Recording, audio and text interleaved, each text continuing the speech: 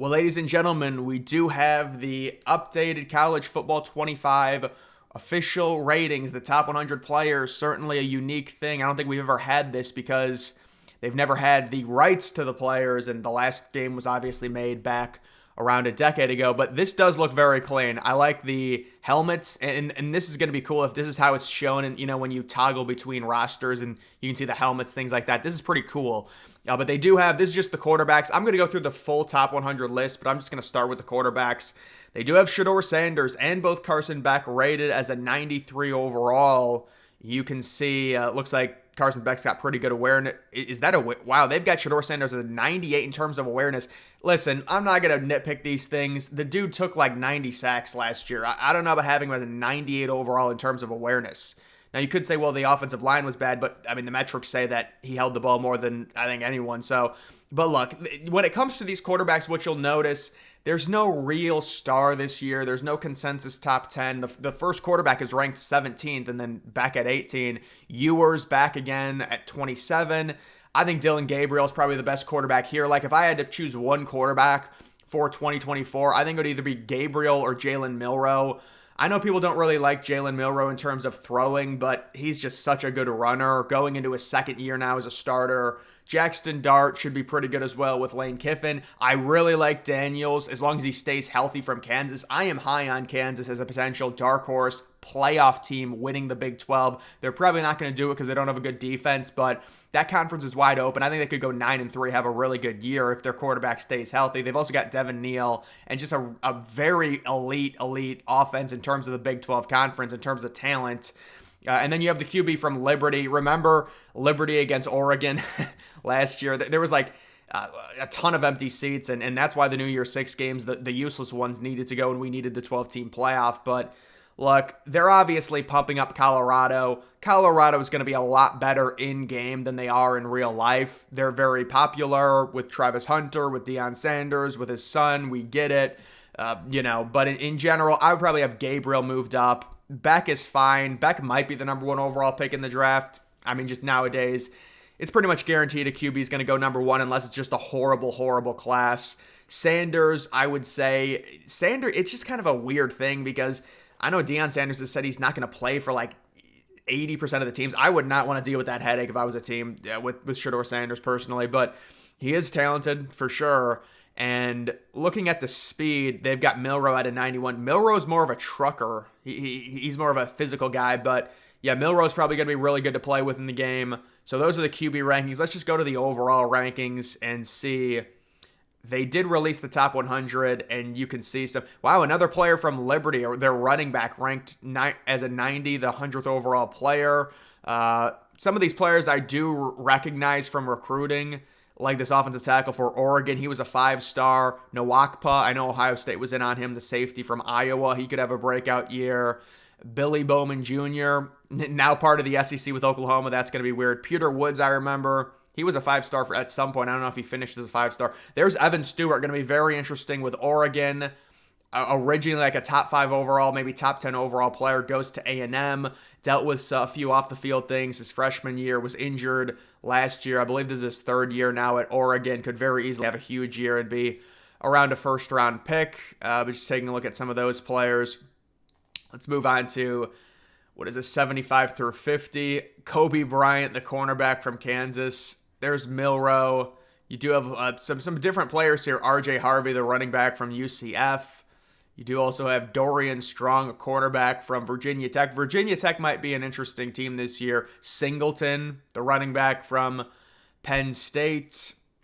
And there are some more players. I think I saw Ohio State has the most. There's Tyleik Williams, Denzel Burke. Ohio State has the most players inside the top 100 with 8. And then Bama and Georgia both have 6. Grant, the defensive tackle from Michigan. Some people think he's like the best pure run stuffer in college football. I've seen him mocked in a lot of first rounds. There's Donovan Edwards at 49. So they were going to juice Donovan Edwards' rankings, with him being on the cover. I think everyone was a little surprised he was on the cover. If you're going to have someone from Michigan, because they were like, well, they won the national title, you got to have someone. I mean, why not Will Johnson? Will Johnson is legitimately the number 1, number 2 overall player in terms of rankings in this list. You also have, I do recognize some of these. It's Donovan Jackson at 46, Tyler Booker, another Bama, Offensive lineman. Clay Webb, I remember him. He was originally at Georgia, I think. Jacksonville State now. Colston Loveland, top tight end. And there are just some more players. Walter Nolan, the big transfer to Ole Miss from A&M. So A&M's lost certainly some talent. Their running back from Cal, he's a stud. This has got to be his last year. Or maybe it is his junior, I don't know. Trevion Henderson at 23. Hampton from UNC. They've had some really good running backs, UNC. Well, they had Javonte Williams and another running back. They had a two-headed monster there. Walker from Kentucky.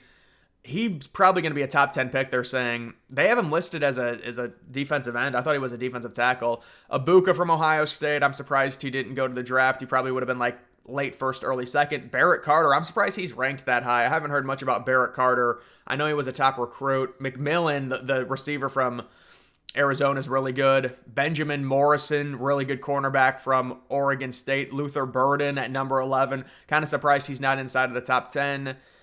Judkins from Ole Miss. Pretty high ranking for him considering, I mean, he did not have, I don't know if they stacked the line against him or what, but he only averaged like, I think 4.5 yards per carry last year. In terms of college, that's not very good. Mason Graham.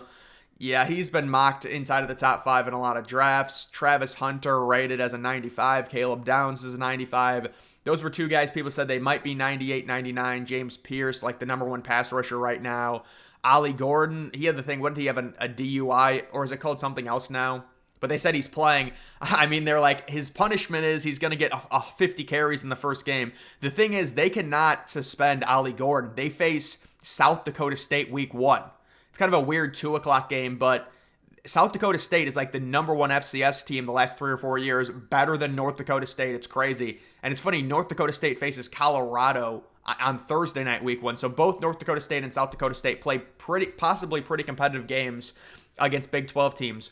Will Campbell, the left tackle, the number 1 overall left tackle in this game right now at a 96 overall. And then Will Johnson also at a 96. So there were also people saying, well, why is there no 99s? I mean, this year, right now, it's just kind of watered down because there's no clear-cut quarterback. You look at some of these mock drafts compared to previous years, the star power right now is just really not there. Now, I think Caleb Downs could be a 99, possibly Travis Hunter. It just depends. Do you factor in both his cornerback rating along with the receiver ranking? I don't know, but those are just the overall rankings. I mean, I think they're fine. It is what it is. I'm more interested in like being able to download the recruiting classes so we can have like realistic recruiting, things like that. I also did see look at this left tackle from Minnesota. See, that's the interesting thing with looking at these ratings. You see some random players on here that you really wouldn't see, because I haven't even seen this dude in mock drafts or anything like that, rated as a 93 overall. Minnesota with a top 25 player. Iowa with a middle linebacker top 25 player as well. So some interesting stuff there. Yeah, I mean, Colorado's got like the number 1 quarterback and I guess the number 1 receiver, although, again, they might be factoring in other rankings. I wonder if you click on the team, you can look at all the players on here, I would imagine. Yeah, so this is like all the Ohio State players. Number 5, number 9, 19, 23, 29, 46. I mean, these are good rankings for Ohio State. They've got 8 players in the top 54. And people might disagree with some of these rankings, but obviously Ohio State was always going to be loaded. We knew that. I'll go to some other teams, I guess. Let's take a look at Bama. I think Bama has 6 players. Yeah, Bama's been recruiting really well. I mean, people thought they would fall off a little bit. It just hasn't happened. Yeah, Bama's got, looks like 2 guards inside the top 60. They've got a safety, and they really have no players in the top 30. It'll be interesting to see what Bama does this year. They've got, those are both guards. I thought they also had a tackle, but those are just the overall ratings, and the game, I think, comes out next week, maybe the 15th or the 16th. But, yeah, it's cool to see this stuff for sure. Oregon's another team that should be very good this year. They've got, I think, 4 or 5 players inside of the top 100, 2 receivers, a quarterback, and also a left tackle. So they should be really good on offense, and we will see. And then this is just something that I saw. I originally thought this was the case with Kansas, because Kansas is getting the huge renovation with their stadium. It's being completely rebuilt. I was considering, doing a dynasty with Kansas because I like their colors and I think they're doing a good job rebuilding. But when I saw the one of the trailers or one of the gameplays, it looked like Kansas's stadium was still the older stadium, not renovated. But I remember this report coming in that they were going to do the newer stadium that has all the newer renderings, things like that. I've gone over it several times. But so I don't know if that is the case or not, but if it is, that would be cool. And it would make it a lot easier to use Kansas in terms of like a dynasty if they have their brand new stadium rather than being stuck with their older non-renovated stadium, because they're not even playing at their stadium this year because of the construction going on. They're going to be using it next year after it's done. So I thought this was, I just saw this. I thought it was interesting because from what I saw in terms of like the trailers, looking at the backdrop of Kansas, it looks like the old stadium, the non-renovated one. So I don't know. But either way, guys, those are just the ratings. That's going to do it for this video. Make sure you follow me on X. Link to that's always in the description.